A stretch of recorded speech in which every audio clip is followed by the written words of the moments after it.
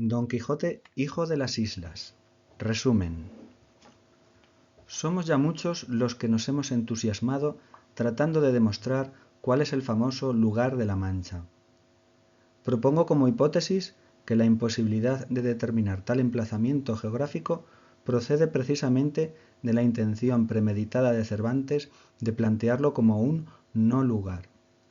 El sentido último de la obra sería proponernos no una utopía, término que significa no lugar, una isla imaginaria perfecta en la obra de Tomás Moro, sino una contrautopía, entendida así gracias al papel paródico y burlesco del personaje Don Quijote y a su desenlace final. La clave para llegar a esta interpretación la pueden dar diferentes lugares manchegos que pueden evocar el concepto de isla, que en el imaginario de Don Quijote se trasladarían al escenario isleño donde desarrolló sus aventuras, Amadís de Gaula, cuya patria paradisíaca era la ínsula Firme.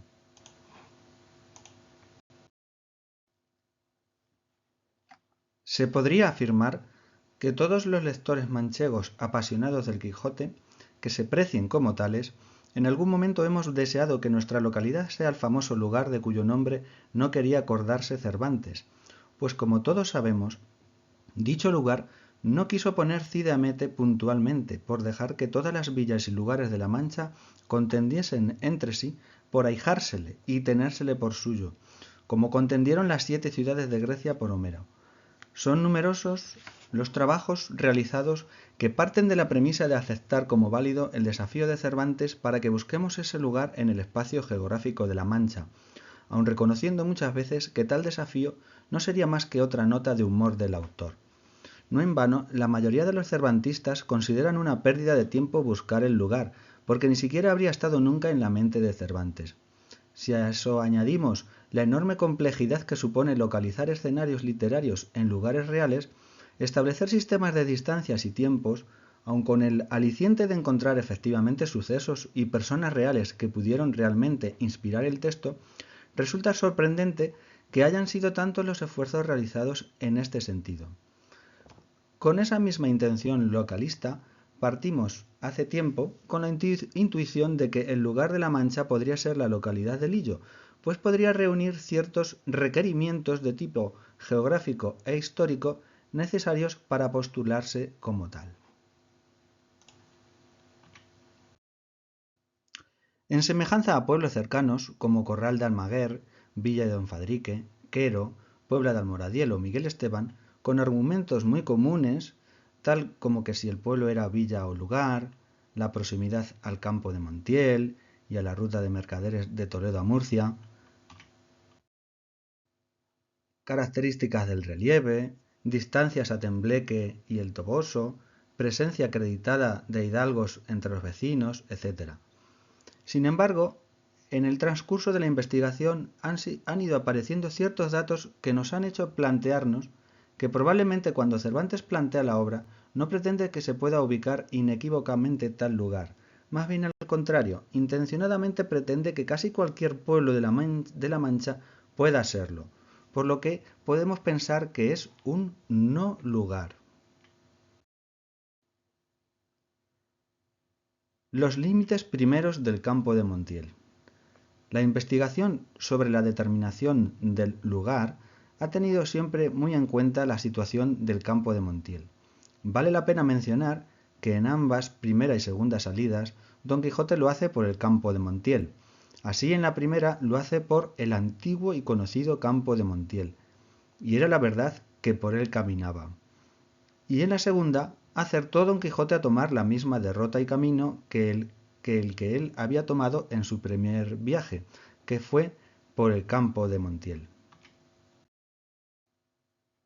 Alfonso Ruiz Castellanos, en su libro Un lugar de la Mancha para Don Quijote, Quero, plantea lo siguiente.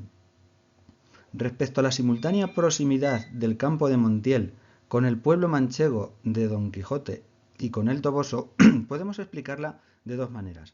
Tanto si partimos de la idea de considerar que Don Quijote caminaba por los campos de Montiel al poco de salir de su aldea, o bien creemos que tomaba un camino que se dirigía a los citados campos, ubicándolos mucho más distantes de su punto de partida.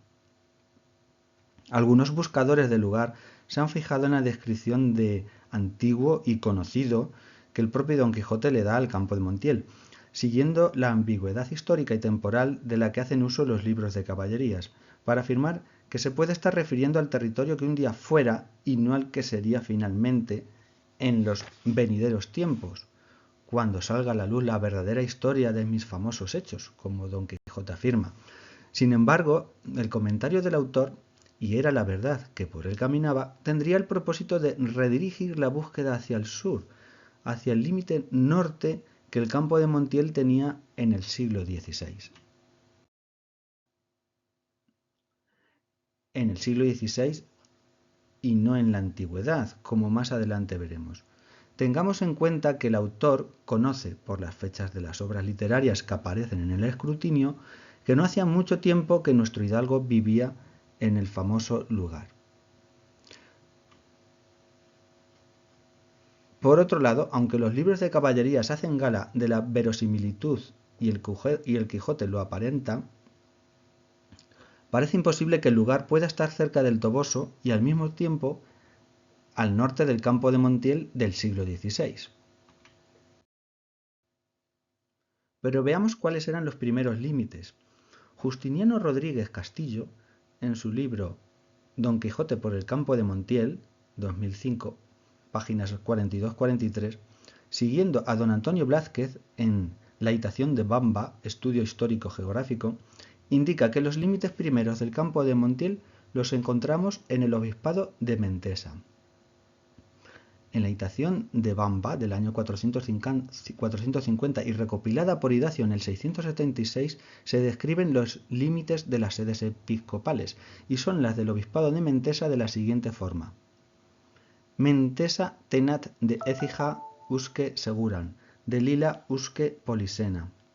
Continúa Rodríguez Castillo. Aunque nos movemos en el terreno de la hipótesis, parece ser que Écija era una población límite con Oreto, a nivel de la actual carretera nacional 4, como límite oeste. Seguran sería la Sierra del Segura, al este. Lila, al norte, identificada con Lillo, en la provincia de Toledo, y Polisena, identificable con Puente Génave, al sur ya en Sierra Morena. Tendríamos así los límites primeros del campo de Montiel, aunque no serían definitivos.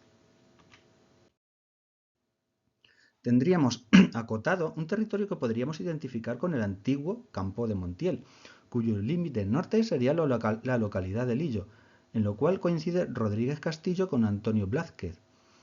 Con esta demarcación más amplia del territorio encajarían las ubicaciones de pueblos situados al norte de la nueva demarcación del campo de Montiel y próximas a Tembleque, el Toboso y la ruta de mercaderes de Toledo a Murcia de Meneses.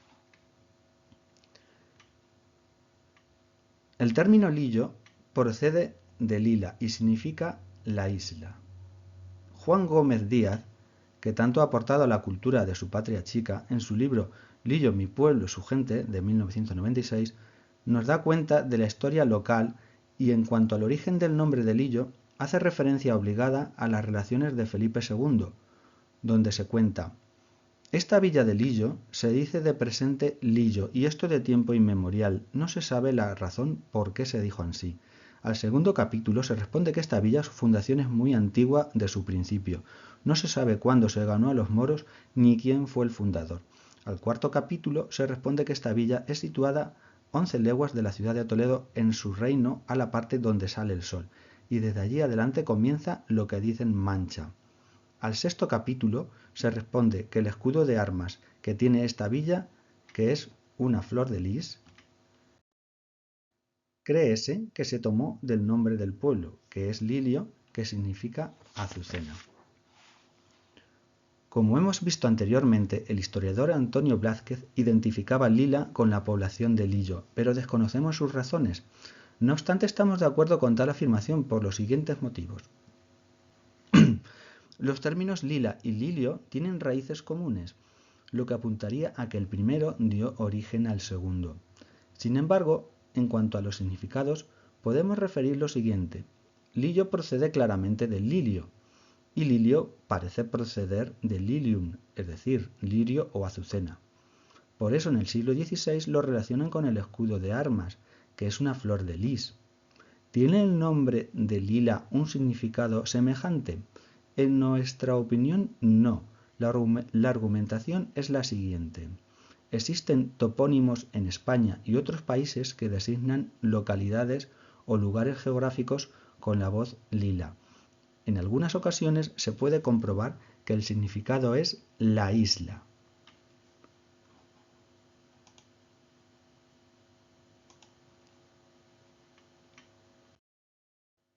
Nos fijaremos en el caso de Lille, ciudad francesa. Su exónimo en lengua castellana es precisamente Lila. Pues bien, el nombre de la ciudad proviene de la denominación Lille o Lisle, cuyo significado allí tienen claro que es la isla. Hace referencia a la situación de la ciudad en una superficie de tierra firme rodeada de antiguas zonas pantanosas fluviales que daban la apariencia de estar ubicada la ciudad en una isla entre marismas. Así pues tenemos una base sólida para afirmar que el significado de Lila es la isla y por tanto es el origen del término Lillo. Sin embargo, está claro que en el momento de redactar las relaciones de Felipe II en Lillo no recuerdan el antiguo nombre de su pueblo. Curiosamente, el escudo de armas de la Lille francesa es una flor de lis, igual que el de Lillo en el siglo XVI.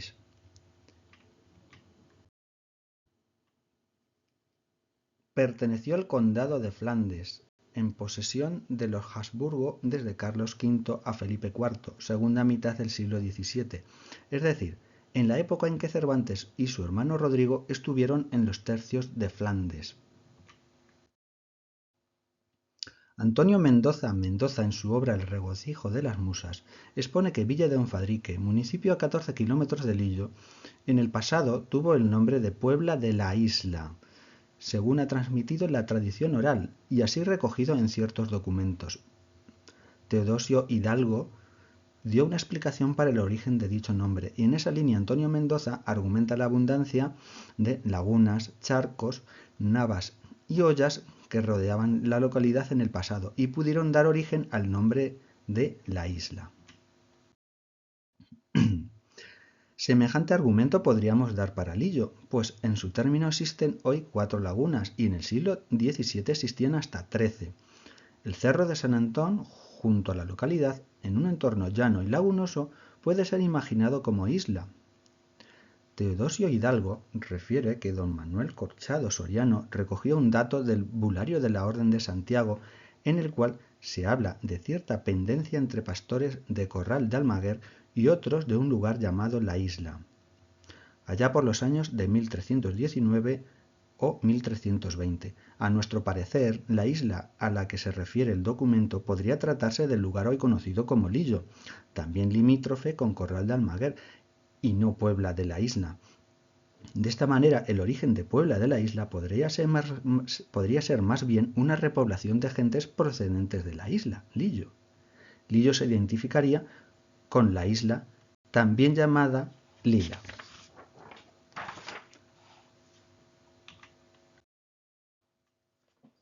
En la localidad de Lillo, en el pasado era frecuente el apellido de Isla.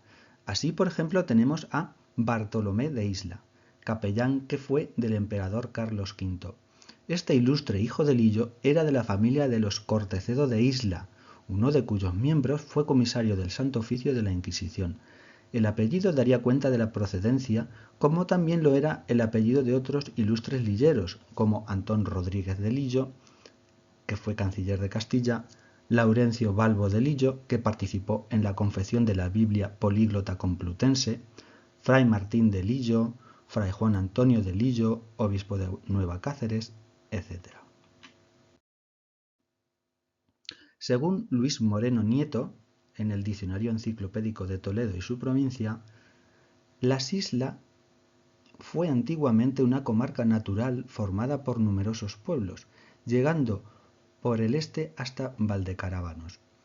Su nombre derivaría de silva o selva por estar poblada de encinas y chaparros.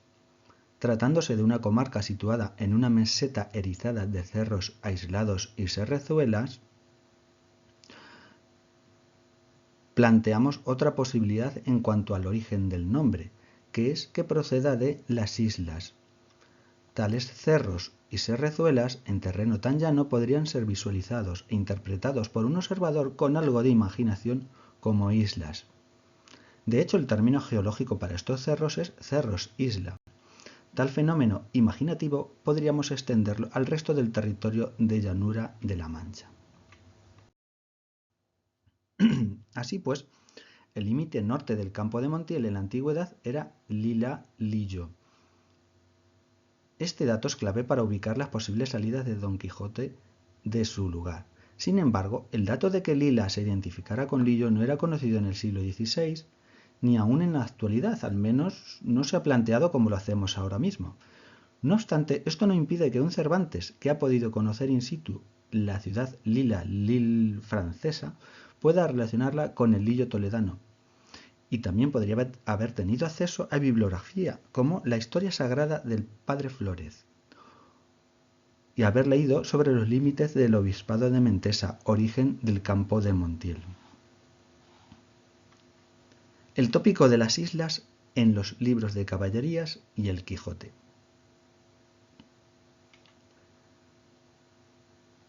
Desde los comienzos mismos de la literatura griega, y en consecuencia de la literatura occidental, las islas han estado siempre rodeadas de una mística muy especial y cargada de un rico simbolismo. La isla es el territorio mítico por excelencia. Son los lugares predilectos para los más extraordinarios mitos que tienen que ver con seres divinos y heroicos.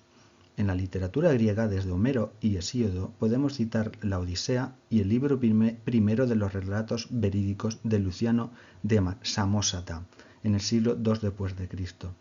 Dos clásicas obras insulares. Nos movemos en el espacio atlántico con un sinfín de islas imaginarias. Es la cuestión de la isla perdida. Desde Thule al norte, cabe destacar las islas de Ogygia, Elisoia, Eritía, Atlántida, Hespérides, Górgodas, San Borondón, Avalon, Antilla, Vinlandia. Islas de los bienaventurados, islas afortunadas, etc. Islas de los bienaventurados y campos elíseos serán los lugares del imaginario griego para la residencia de héroes y almas después de abandonar la vida, todas relacionadas con el mito, la religión, la leyenda, la utopía, la magia, el paraíso, la muerte, etc. En la literatura latina está la Eneida de Virgilio y la legendaria Thule, citada por nuestro Séneca en su Medea, en los famosos versos que profetiza unos tiempos venideros en los que se descubrirán nuevas tierras y Thule ya no será el límite del universo. Profecía que Colón interpreta como que habla de su aventura de descubrimiento creyendo haber alcanzado el paraíso terrenal. La isla se ha convertido en un motivo literario universal. La define su aislamiento, su carácter de mundo cerrado e ignoto. Diversas culturas sitúan el otro mundo en una isla, o al menos en un lugar al que se accede atravesando una barrera acuática. El mito del paraíso terrestre, utopía bien desarrollada en la Edad Media, se figura a través de dos tradiciones principales. Una lo sitúa en Oriente, mientras que la otra lo sitúa sobre una isla, coincidiendo con el mundo del más allá celta. Especialmente en esta cultura que sitúa el otro mundo, cuya naturaleza es fundamentalmente feérica, relacionado con las hadas, las cuales derivarán después en la literatura caballeresca en las magas, al otro lado de una barrera acuática. La isla aparece en numerosos relatos medievales, como por ejemplo el viaje de Brandán del siglo VII, que es el mito de la isla perdida. Es un tipo de isla a caballo entre la realidad y el mito. Una isla legendaria, ya que se le supone su existencia, pero también una isla fantasma, pues en realidad no ha existido nunca como tal. Es también una isla mítica e igualmente una isla paraíso. Es la llamada isla de Promisión, Tampoco deja de ser una de las islas flotantes e isla ballena, que son otros dos de los motivos asociados a los viajes del monje irlandés. El Amadís de Gaula, como arte de marear, en torno a la ínsula no fallada. Simone Pinet, es la cita. San Brandán hallará la isla del paraíso, el recinto del que Adán fue dueño, el Edén, el jardín de las delicias. Esta isla de los santos de Brandán también recibe el nombre de perdida y non trovada, no encontrada. La literatura celta influirá en los relatos artúricos, antecedente remoto de los libros de caballerías. El baladro del sabio Merlín, la demanda del santo Grial, el Lanzarote y el Tristán de Leonís divulgan la fama de las islas. Avalon, las luengas ínsulas, la isla de Ploto o del Gigante, las islas serán un espacio tópico en los libros de caballerías del siglo XVI.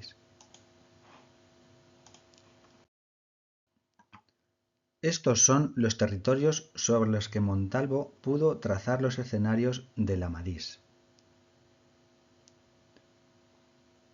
El archipiélago maravilloso del Amadís, compuesto por numerosas islas, se articula en torno a tres: la ínsula Firme, hogar y sede de Amadís; la ínsula del Diablo, hogar del Endriago; y la ambivalente ínsula no fallada, señoreada por Urganda la desconocida. Frente a la idea de la isla paradisíaca, que se presenta bajo la forma de la ínsula Firme, en el espacio de equilibrio en el océano imaginario está la isla infernal llamada del Diablo. El discurso en torno a lo insular retoma el concepto de lo fantasmático, caracterizado por San Agustín como la facultad de hablar de aquello que jamás se ha visto, lo que confirmaría el carácter feérico y más propiamente maravilloso de la ínsula no fallada. La ínsula no fallada, paradójica, ambigua, la isla parece querer esfumarse, evadir cualquier clasificación que logre fijarla.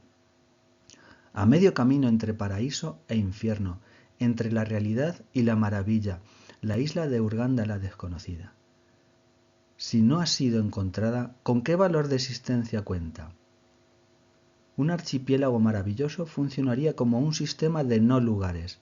Así como los no lugares pueden presentarse como aperturas a la inmortalidad, también pueden ser rostros de un abismo, puertas al infierno, y la mayoría de las veces mantendrán esta doble valencia en equilibrio insólito. Las islas paradisíacas se describen mediante el tópico del lugar ameno y por su riqueza y abundancia. La ínsula Firme es la isla por antonomasia en el Amadís. Es el ámbito natural de Amadís, es una tierra casi inaccesible, la sede del héroe, el centro desde el cual opera y hacia el cual confluyen todas las fuerzas sometidas a su influjo. La ínsula Firme será para Amadís el escenario de una edad de oro. Es el escenario perdido una vez que Amadís y Oriana terminen las pruebas para conseguirlo. Las islas infernales del Amadís se presentan por lo general de manera positiva, y su carácter infernal se debe a sus señores. Estos son primero unos gigantes paganos que persiguen la religión cristiana, y después el Endriago, asociado al diablo, hijo incestuoso y heredero de estos. Su destino será destruir a los cristianos. Igualmente en el Amadís aparecen otras muchas islas dominadas por gigantes. Si las islas son muy importantes en los libros de caballerías, ¿cómo no en el Quijote? No hace falta decir que Don Quijote espera encontrar muchas aventuras ubicadas en ínsulas, hasta el punto de que pasado un tiempo llegó a decir: esta no es aventura de ínsulas, sino de encrucijadas. Curioso es el caso de Sancho Panza, que cree a su señor en cuanto al asunto de las ínsulas. El único móvil que en un principio mueve a Sancho Panza es seguir a su señor, y que tal vez podía suceder aventura que ganase en quítame allá esas pajas alguna ínsula y le dejase por gobernador de ella. El tópico será utilizado a lo largo de toda la obra, pues a Sancho no se le olvida la promesa. Finalmente sabemos que se convertirá en gobernador de la ínsula Barataria, como el escudero de Amadís lo fue de la ínsula Firme en una ocasión. El término baratario conviene recordar que significaba engañoso. Ínsula que no es isla, aunque descrita como la de los libros de caballerías, una ínsula hecha y derecha, redonda y bien proporcionada y sobremanera fértil y abundosa. Además es importante apuntar que Sancho, además de creerse que un pueblo pueda ser llamado ínsula, la considera isla como la de los libros de caballerías, basados en los relatos de las Islas Ballena. Sancho Panza, cuando al bajar de Clavileño, en el capítulo 16 de la segunda parte del Quijote, dice: ¿Y qué dirán mis insulanos cuando sepan que su gobernador se anda paseando por los vientos? Y otra cosa más, que habiendo 3000 y tantas leguas de aquí a Candaya, si el caballo se cansa o el gigante se enoja, tardaremos en dar la vuelta media docena de años, y ya no habrá ínsula ni ínsulos en el mundo que me conozcan. A lo que el duque dijo: Sancho amigo, la ínsula que yo os he prometido no es movible ni fugitiva. Raíces tiene tan hondas, echadas en los abismos de la tierra, que no la arrancarán ni mudarán de donde está a 3 tirones. Viene a decir que no se moverá del sitio por mucho que se tire de ella. En las palabras del duque es posible ver una referencia paródica a la ínsula Firme de la Madrid de Gaula, o a la creencia citada en varios bestiarios de que algunas islas movibles son en realidad ballenas. Contra dicha movilidad de las islas ballenas previenen los bestiarios, pues dichos cetáceos estaban frecuentemente asociados al demonio.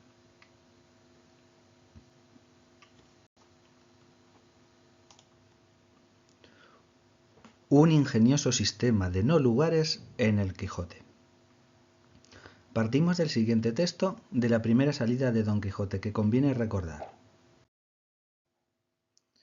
Yendo pues caminando nuestro flamante aventurero, iba hablando consigo mismo y diciendo: ¿Quién duda sino que en los venideros tiempos, cuando salga a la luz la verdadera historia de mis famosos hechos, que el sabio que los escribiere no ponga, cuando llegue a contar esta mi primera salida tan de mañana de esta manera: apenas había el rabicundo Apolo tendido por la faz de la ancha y espaciosa tierra las doradas hebras de sus hermosos cabellos, y apenas los pequeños y pintados pajarillos con sus arpadas lenguas habían saludado con dulce y meliflua armonía la venida de la rosada aurora, que dejando la blanda cama del celoso marido por las puertas y balcones del manchego horizonte a los mortales se mostraba, cuando el famoso caballero Don Quijote de la Mancha, dejando las ociosas plumas, subió sobre su famoso caballo Rocinante y comenzó a caminar por el antiguo y conocido campo de Montiel.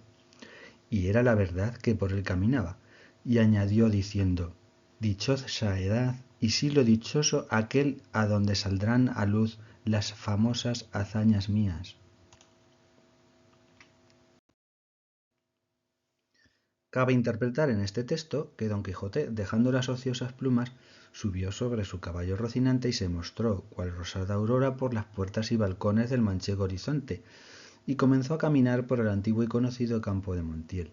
Es decir, partiendo de un lugar en el límite o frontera de la Mancha, comienza a caminar por dicho territorio. Si además recordamos que en su tercera salida lo hace camino hacia el Toboso y no por el campo de Montiel, podemos entender que no está precisamente en el centro de dicho territorio, sino necesariamente en un extremo, aunque, como hemos indicado, los límites del campo de Montiel han ido variando a lo largo de los siglos. Y aquí Don Quijote no deja claro del todo si se refiere al territorio antiguo o al del siglo XVI, aunque enseguida el autor o narrador se encarga de indicar que era la verdad que por él caminaba, dándonos a entender que es la demarcación del siglo XVI. En ese siglo el campo de Montiel limitaba al norte con Argamasilla de Alba, que no parece que sea un pueblo cercano al Toboso, hay unos 50 kilómetros de distancia. El autor o narrador, desde el principio hasta el final de la obra, se encarga de dar al escenario de la obra una apariencia verosímil respecto a la realidad geográfica y temporal. Sin embargo, De sobra son conocidos los desajustes e imprecisiones. Resultan incompatibles entre sí las pistas que se nos dejan para poder hallar el lugar de forma inequívoca, resultando que más pareciera que el autor narrador lo que pretende es que un amplio conjunto de villas y lugares pudieran ser candidatas, no siendo ninguna en realidad finalmente capaz de cumplir todas las premisas que el texto establece. El camino de Madrid y Yepes al campo de Montiel pasa por Lillo y sigue por la Puebla de Don Fadrique, produciéndose en este último entorno la intercesión con el de Toledo a Murcia. En la visita del arzobispado de Toledo a las villas y lugares de 1435, se puede comprobar que en ese momento en Lillo había paso de mercaderes que iban a Murcia y al campo de Montiel. Siguiendo Antonio Mendoza, este camino de Madrid y Yepes a Montiel podría ser heredero de una antigua vía romana, recordando mucho a la que comunicaba la antigua Laminium con Titulcia, si no en su recorrido exacto, sí por lo menos en su desarrollo y en las zonas inmediatas que unía. No hay acuerdo sobre la situación exacta de Laminium, pero todos coinciden en una zona concreta. Las diversas ubicaciones dadas van desde el Cerro de la Mesa, en las Fuentes del Guadiana, a las lagunas de Ruidera, Fuenllana, Santa María del Guadiana o Alhambra. Titulcia se encuentra situada en la junta de los ríos Jarama y Tajuña, cerca de Aranjuez. La vía se uniría a otra para llegar a Zaragoza. Lo que efectivamente llama poderosamente la atención de este camino es el hecho de discurrir paralelo a la línea divisoria entre las posesiones de las órdenes militares de San Juan y de Santiago, entre el priorato de Consuegra y el Duclés, respectivamente. A oriente de dicha línea divisoria quedan los territorios de Santiago y a occidente los de San Juan. El camino, separado de dicho límite por una media de 2 kilómetros, cae dentro de la jurisdicción de Euclés. Dicha mojonera va desde el puente de Pablés, sobre el río Riánsares, hasta el vértice norte del término de Argamasilla. Unos 60 kilómetros prácticamente rectilíneos, dibujando de modo casi calcado el trazado del camino en esta zona. Por lo tanto, en el priorato de Euclés, de norte a sur, los términos cuyos linderos occidentales dibujan esa línea son la Puebla de Don Fadrique, la Puebla de Almoradiel, Miguel Esteban, Campo de Criptana y Tomelloso. Al otro lado de la línea, los del priorato de Consuegra, también de norte a sur, Villacañas, Quero, Alcázar de San Juan y Argamasilla de Alba.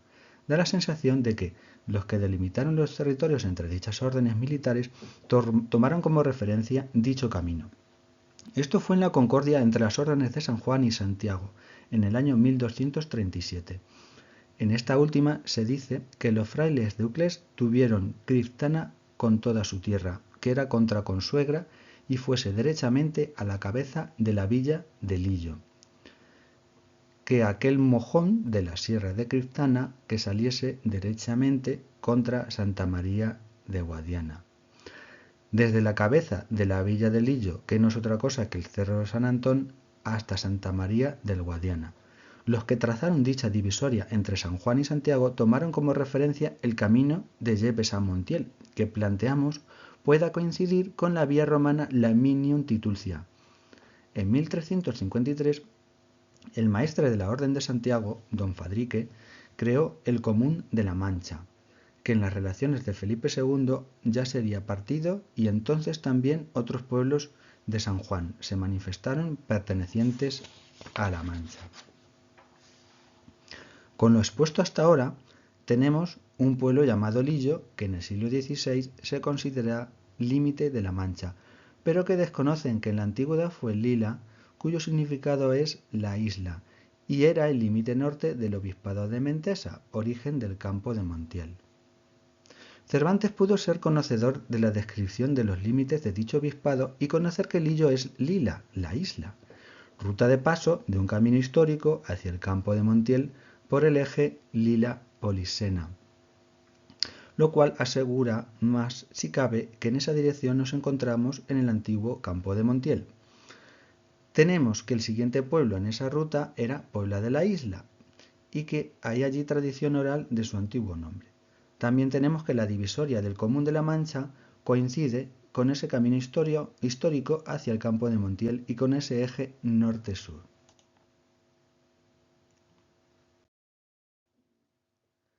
También podemos añadir que en el eje entre Lillo y Argamasilla de Alba abundan las lagunas y humedales en la actualidad, y con seguridad mucho más en el pasado, con lo que en el imaginario de Don Quijote los lugares se pueden confundir con ínsulas.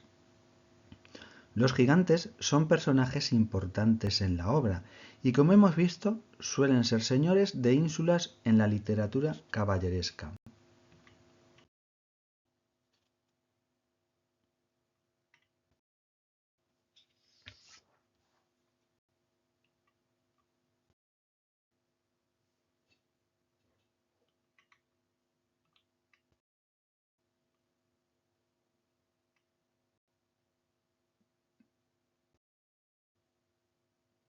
Si nos fijamos, los molinos de la Mancha, situados en bastantes conocidas localidades, se localizan casi siempre en elevaciones del terreno, cerros o serrezuelas, con lo que, como hemos indicado anteriormente, pueden ser vistos como islas en medio de una llanura a ojos de Don Quijote. El autor narrador del Quijote se esfuerza en desubicar el lugar, pero nos parece claro que el propio Don Quijote se visualiza a sí mismo en algún lugar en ese eje Lillo-Argamasilla de Alba. Atendamos al personaje, al autor o a ambos, es imposible determinar inequívocamente el lugar, por lo que parece meridianamente claro que hay una intención deliberada de imposibilitar su hallazgo por parte del lector. Por este motivo nos inclinamos a pensar que Cervantes construye un sistema de no lugares como escenarios de las aventuras, incluyendo el famoso lugar. Y estaría imitando, primero, a el archipiélago maravilloso del Amadís, de 1508, del cual Don Quijote toma como referencia para su lugar la ínsula Firme, que espera desencantar para convertirlo en paraíso terrenal, trayendo una nueva edad de oro. En segundo lugar, el origen de la locura según la obra El elogio de la locura, 1511, de Erasmo de Rotterdam, que según da cuenta ella misma en el texto, sus padres son Pluto y Hebe, y procede de las Islas Afortunadas o Islas de los Bienaventurados, el paraíso en la cultura griega. Y en tercer lugar, la isla Utopía, 1516, de Tomás Moro, que rebosa de humanismo erasmista, cuya sociedad ideal vivía en una isla nueva descubierta más allá de las islas atlánticas.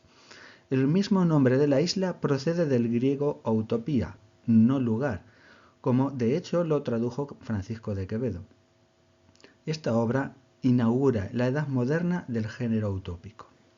El famoso lugar, origen de todas las rutas del caballero, siendo imposible su hallazgo geográfico real, construye a su alrededor todo ese sistema de no lugares, escenarios de todos los pasajes que hemos debatido sobre su ubicación sin éxito. De isla paradisíaca a isla del infierno, de utopía a contrautopía. La utopía de Don Quijote queda reflejada en el discurso de la Edad de Oro. Dichosa edad y siglos dichosos aquellos a quien los antiguos pusieron nombre de dorados. Y también cuando dice, Sancho amigo, has de saber que yo nací, por querer del cielo, en nuestra edad de hierro, para resucitar en ella la de oro o la dorada, como suele llamarse. Yo soy aquel para quien están guardados los peligros, las grandes hazañas, los valerosos hechos. Yo soy, digo otra vez, quien ha de resucitar los de la tabla redonda, los 12 de Francia y los 9 de la fama. Don Quijote imita a Amadís, aunque no sistemáticamente. Amadís y Don Quijote de Bienvenido Moros, la cita. Durante un buen trecho de la primera parte y al principio de la segunda, parece ceñirse estructuralmente a los episodios más importantes del libro segundo del Amadís de Gaula. Desde la penitencia de amor hasta el castillo de Miraflores para verse con Oriana. El doncel del mar sale de Peña Pobre, que es un islote, con esa perspectiva, pero antes acomete una serie de hazañas como el combate con 3 gigantes. Don Quijote deja Sierra Morena con la esperanza de dirigirse al Toboso para reunirse con Dulcinea, pero antes se compromete a luchar contra un gigante, a quien corta la cabeza en sueños, porque lo confunde con unos cueros de vino. Y citando el elemento mítico simbólico en el Amadís, de Yolanda Rusinovich de Solé. El motivo principal del segundo libro es la adquisición del señorío de Amadís sobre la ínsula Firme o Dudada. Con la adquisición de la isla adquiere conocimiento a su vez de lo que ha de ser su deber primordial y su finalidad, la liberación de la isla del mundo mágico, del encantamiento realizado por el mago nigromante Apolidón, que sólo se logrará al efectuarse la unión entre héroe y heroína.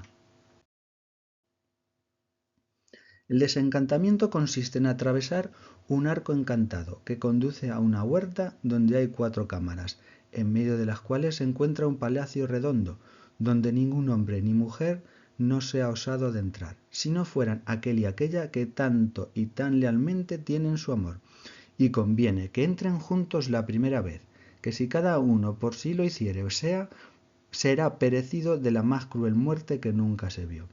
Este encantamiento y todos los otros durarán hasta tanto que venga aquel y aquella que por su gran lealtad de sus amores y gran bondad de armas del caballero en la hermosa cámara encantada entrarán y endehuelguen en uno, y cuando el ayuntamiento de ambos fuese acabado, entonces serán deshechos todos los encantamientos de esta ínsula firme.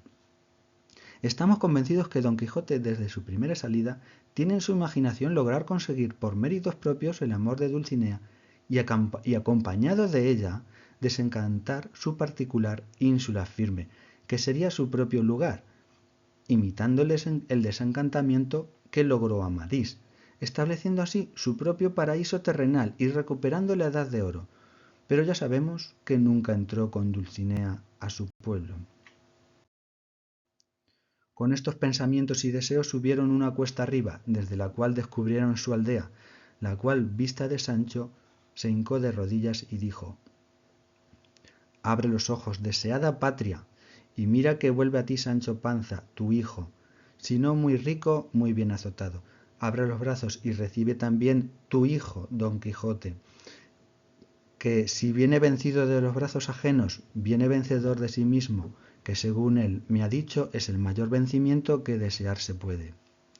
Como las cosas humanas no sean eternas, yendo siempre en declinación de sus principios hasta llegar a su último fin, especialmente las vidas de los hombres, y como la de Don Quijote no tuviese privilegio del cielo para detener el curso de la suya, llegó su fin y acabamiento, cuando él menos lo pensaba, porque o ya fuese de la melancolía que le causaba el verse vencido, o ya por la disposición del cielo que así lo ordenaba, se le arraigó una calentura que le tuvo 6 días en la cama, en los cuales fue visitado muchas veces del cura, del bachiller y del barbero, sus amigos, sin quitársele de la cabecera Sancho Panza, su buen escudero. Llamaron sus amigos al médico, tomóle el pulso y no le contentó mucho y dijo que por sí o por no atendiese a la salud de su alma, porque la del cuerpo corría peligro. Oyólo Don Quijote con ánimo sosegado, pero no lo oyeron así su ama, su sobrina y su escudero, los cuales comenzaron a llorar tiernamente, como si ya le tuvieran muerto delante. Fue el parecer del médico que melancolías y desabrimientos le acababan. Rogó Don Quijote que le dejasen solo, porque quería dormir un poco. Hiciéronlo así y durmió de un tirón, como dicen, más de 6 horas. Tanto que pensaron el ama y la sobrina que se había de quedar en el sueño. Despertó al cabo del tiempo dicho y, dando una gran voz, la expresión coincide con la de la Biblia Vulgata al referir la muerte de Jesús, dijo: «Bendito sea el poderoso Dios que tan bien me ha hecho. En fin, sus misericordias no tienen límite, ni les abrevian ni impiden los pecados de los hombres.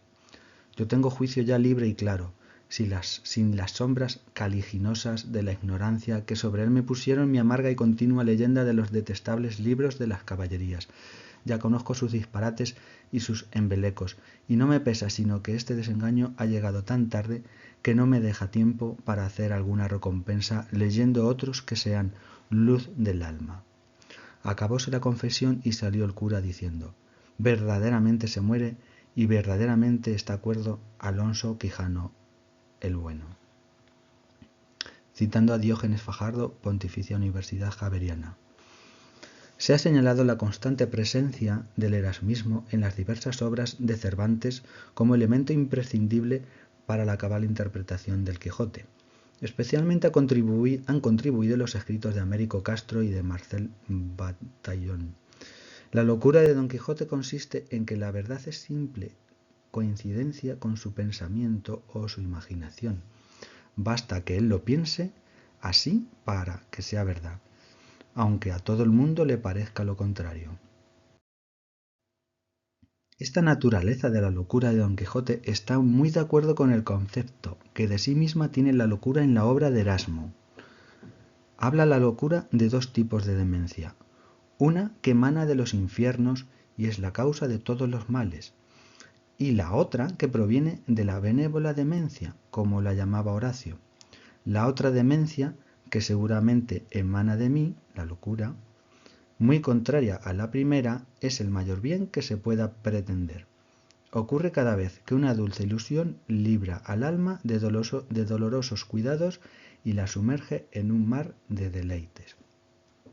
¿Y qué es la locura para Don Quijote sino esa dulce ilusión que lo lleva a abandonar su vida rutinaria para hacer de la ficción su vida? Este es el concepto de locura que dramatiza Don Quijote. De la locura emanarían todos los bienes. Ella sería la fuente de la felicidad. Ella sería quien atiza el afán de gloria en los humanos. Todos estos elementos los encontramos a menudo en la figura y en las acciones de Don Quijote. Muchos de los episodios parecen derivarse de lo que Erasmo había escrito en el Elogio de la locura. Por ejemplo, la estancia en el castillo de los duques, en donde Don Quijote y Sancho son burlados en todo momento, corresponde exactamente a lo que Erasmo escribía sobre la predilección que los reyes y príncipes otorgan a los locos y bufones. Preciso es reconocer, después de haber cotejado ambas obras, que conscientemente Cervantes refleja en la locura de Don Quijote muchas de las ideas erasmistas recibidas directamente a través de la lectura de las obras de Erasmo, o bien indirectamente a través del contacto con el humanismo en Italia o de su maestro López de Hoyos.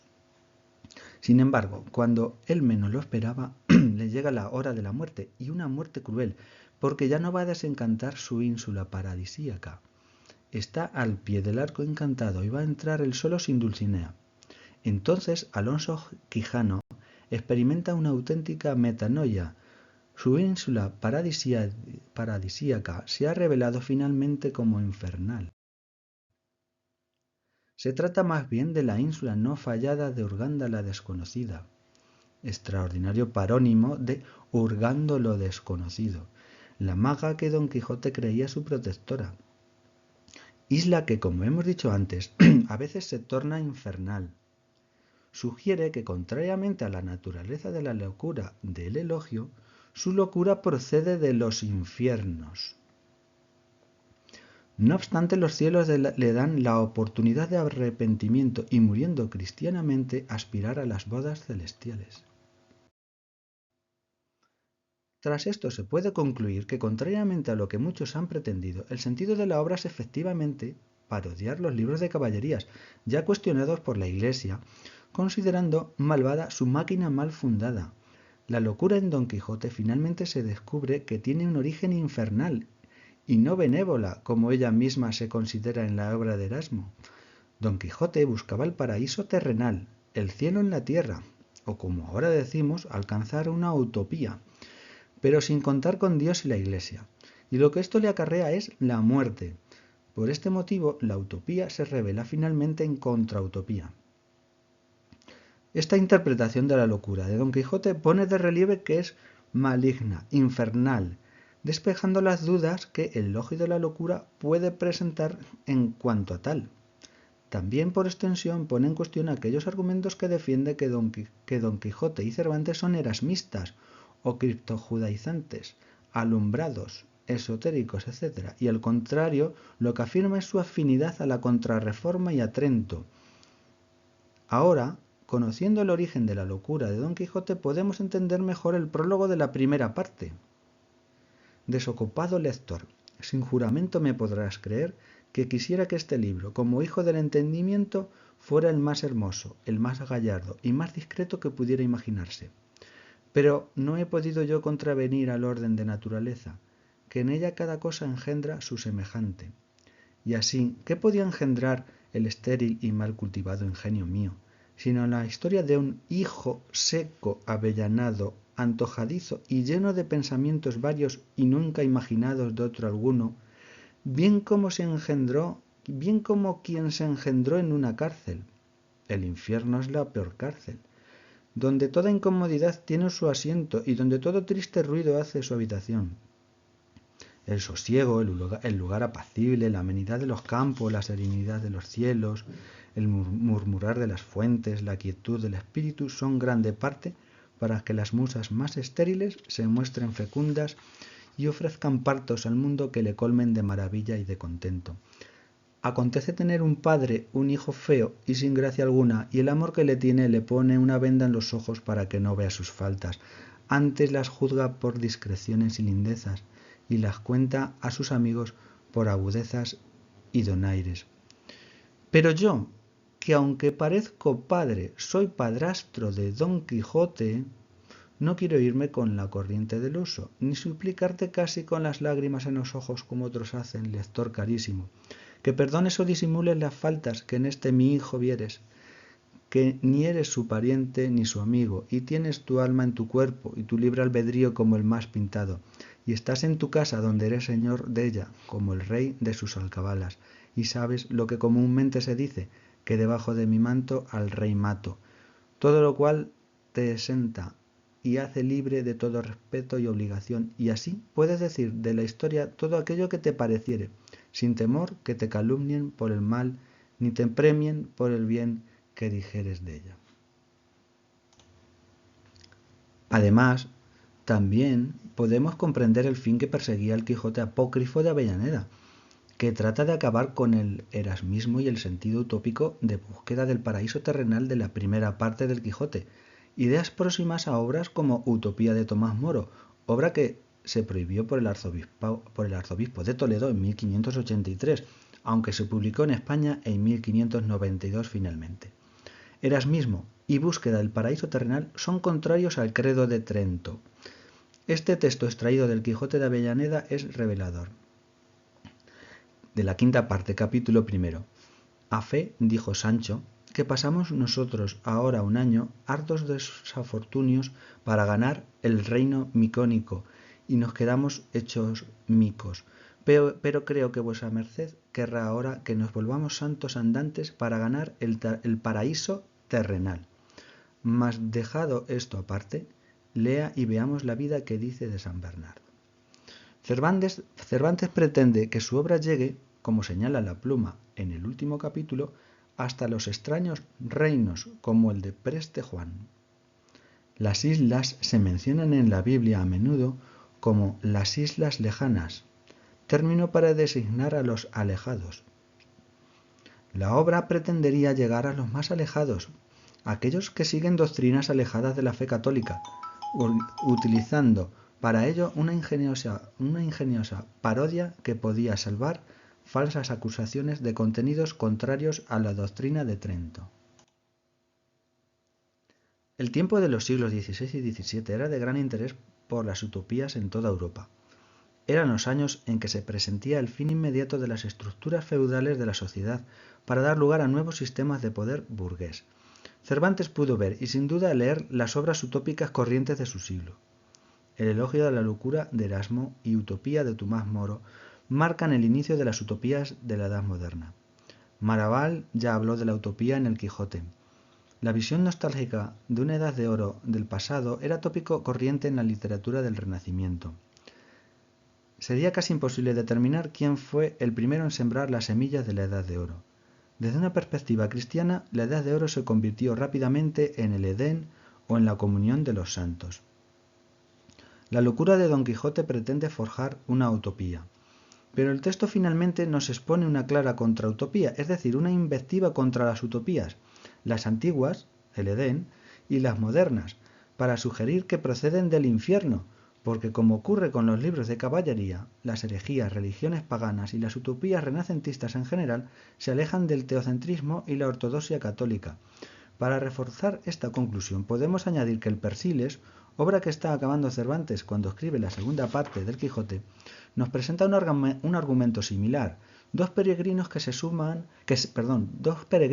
aman parten de una región al norte donde existen islas imaginarias, para finalmente, tras alcanzar Roma, el cielo en la tierra, conseguir el feliz desenlace del matrimonio e instalarse en la legendaria isla de Thule.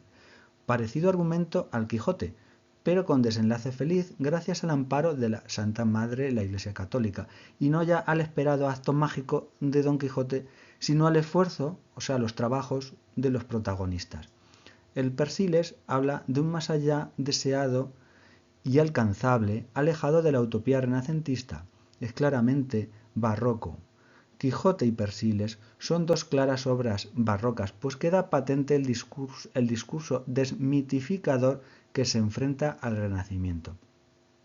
Sin embargo, el Quijote, propicio a interpretaciones diversas, requería de un argumento más enmarañado para no ser acusado de fomentar ideas que provocarían su censura.